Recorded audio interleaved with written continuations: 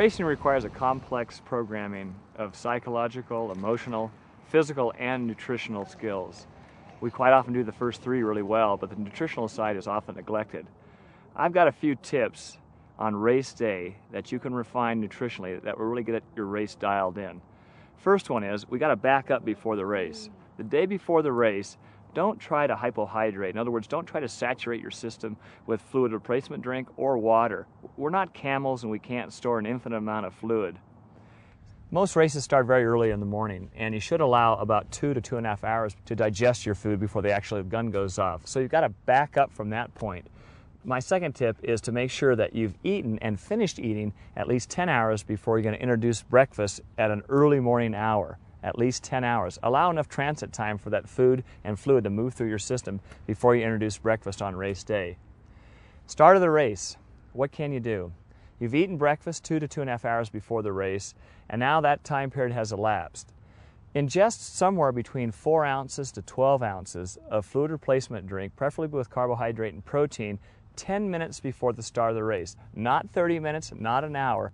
If you ingest the fluid 10 minutes before the race, you'll actually use those calories and the electrolytes in the fluid replacement drink before the start of the race. If it's 30 minutes or an hour, you're going to have a tendency just to pee that out because you're nervous before the race. Once you've gone through the swim and you're in transition 1, don't run to the buffet table, the transition table, to grab as much food or fluid as you can ingest in preparation for the bike. That's the worst thing that you can do. You really want to settle into your bike pace. You want your heart rate to settle down. You want your breathing rate to collect itself. You want to make sure your sweat rate comes up. Well, how long does that take? Anywhere from 8 to 20 minutes into the bike, stay away from all fluid and food. If you have the fluid replacement drink handy, you want to sip that in small sips, 1 to 2 ounces. After roughly about 20 minutes, then you want to apply your nutritional plan for the remainder of the race. But remember that 8 to 20 minute rule, sip gently. When you're on the bike, take more frequent sips. Every 8 to 12 minutes is adequate to fuel yourself. And those should be sips between 1 ounce, just a quick sip, to 1 to 2 to 3 to 4 ounces. Again, you should be following your nutritional plan so you have an idea of how many total fluid calories you're going to take in your fluid replacement drink and also in water for each hour of exercise.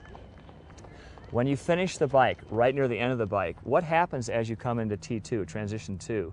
You stop, your sweat rate goes up. So in anticipation of that, make sure that you increase the fluid replacement drink because you'll use those calories, you'll use those electrolytes, ones that you're sweating off, even in the transition before the outset of the bike. When you're on the run, sip every 4 to 8 minutes, frequent intervals. Now the aid stations may be every mile, so you're going to have to carry a bottle or plan on carrying a packet of fluid replacement drink while you're on the run. But again, just like the bike, try to sip at more frequent intervals. If you can incorporate these tips into your race program, you're going to be confident that your nutritional plan is covered.